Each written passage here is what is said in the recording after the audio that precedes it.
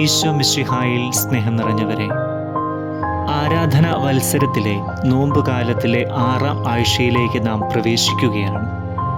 വിശുദ്ധവാരത്തോട് നാം ഏറ്റവും അടുത്തിരിക്കുകയാണ്.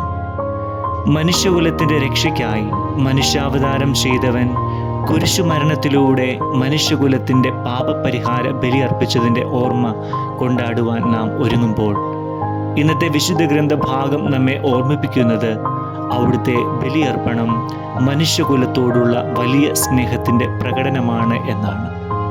സ്വപുത്രനെ കുരിശുമരണത്തിന് വിട്ടുകൊടുത്ത് മനുഷ്യകുലത്തിൻ്റെ രക്ഷ സാധ്യമാക്കുവാൻ സന്നദ്ധനാകുന്ന ദൈവം, അവനിൽ വിശ്വസിക്കുന്ന ഏവനും നശിച്ചു പോകാതെ നിത്യജീവൻ പ്രാപിക്കുന്നതിനു വേണ്ടി തൻ്റെ പുത്രനെ നൽകുവാൻ തക്കവിധം ദൈവം ലോകത്തെ അത്രമാത്രം സ്നേഹിച്ചു.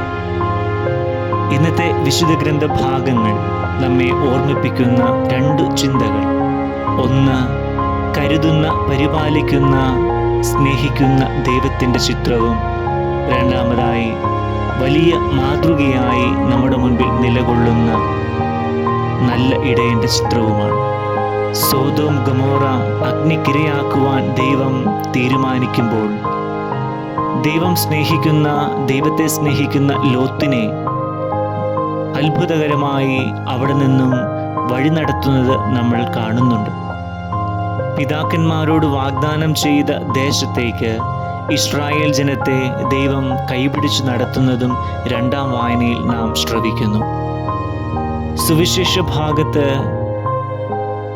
താൻ സ്നേഹിക്കുന്ന ജനത്തിൻ്റെ പാപങ്ങൾക്ക് പരിഹാരമായി സ്വപുത്രനെ നൽകുന്ന ദൈവത്തിൻ്റെ ചിത്രവും തെളിയുകയാണ്. ഈ വചനഭാഗങ്ങളൊക്കെയും നമ്മെ ഓർമ്മിപ്പിക്കുന്നത് ദൈവത്തെ സ്നേഹിക്കുന്ന എല്ലാ മനുഷ്യരെയും അവിടുന്ന് തൻ്റെ അനന്തമായ പരിപാലനയിൽ കാത്ത് സംരക്ഷിക്കുന്നു എന്നുള്ള വലിയ സത്യമാണ്. ഏശയ്യാ പ്രവാചകന്റെ പുസ്തകം 41-ാം അധ്യായം 10-ാമത്തെ തിരുവചനത്തിൽ അവിടുന്ന് ഇപ്രകാരം അരുൾ ചെയ്യുന്നു: ഭയപ്പെടേണ്ട, ഞാൻ നിന്നോട് കൂടെയുണ്ട്. നമ്മുടെ ജീവിതത്തിലെ പല ആവലാതികൾക്കും യഥാർത്ഥമായ ഉത്തരം ഈ വചനത്തിൽ നാം കണ്ടെത്തുകയാണ്. മത്തായിയുടെ സുവിശേഷം 6-ാമത്തെ അധ്യായം 25-ഉം 26-ഉം തിരുവചന ഭാഗങ്ങളിൽ ദൈവ പരിപാലനയെക്കുറിച്ചുള്ള ഭാഗം നമ്മൾ വായിക്കുമ്പോൾ വളരെ കൃത്യമായി ദൈവം നമ്മെ ഓർമ്മിപ്പിക്കുകയാണ്: ഈ ഭൂമിയിലെ സസ്യങ്ങളെയും പക്ഷികളെയും മൃഗങ്ങളെയും തീറ്റിപ്പോറ്റുന്ന അവിടുന്ന് തൻ്റെ മകുട സൃഷ്ടിയായ മനുഷ്യനെ എത്രമാത്രം പരിപാലിക്കുകയും സംരക്ഷിക്കുകയും ചെയ്യുമെന്ന് ഓർമ്മിപ്പിക്കുകയാണ്. പ്രിയ സഹോദരങ്ങളെ, ഈ വചനം നമ്മളെ ഓർമ്മിപ്പിക്കുന്നതും നമ്മുടെ വിശ്വാസത്തിൽ നമ്മൾ ആഴപ്പെടുത്തേണ്ടതുമായ ചിന്ത, ദൈവത്തെ സ്നേഹിക്കുന്ന മനുഷ്യരെ അവിടുന്ന് എക്കാലവും കാത്തു പരിപാലിക്കും എന്നുള്ള വലിയ ചിന്ത. ഈ വിശ്വാസം നമ്മളെ കൂടുതൽ ആഴപ്പെടുത്തട്ടെ. ഈ വിശ്വാസം നമ്മുടെ ജീവിതത്തിലെ ആകുലതകൾക്ക് ഉത്തരം കണ്ടെത്തട്ടെ. ലോത്തിൻ്റെ ഭാര്യ അവിശ്വസിച്ച് തിരിഞ്ഞു നോക്കിയപ്പോൾ അവൾ ഉപ്പുതൂണായി തീരുന്നത് നാം വചനത്തിൽ കാണുന്നു.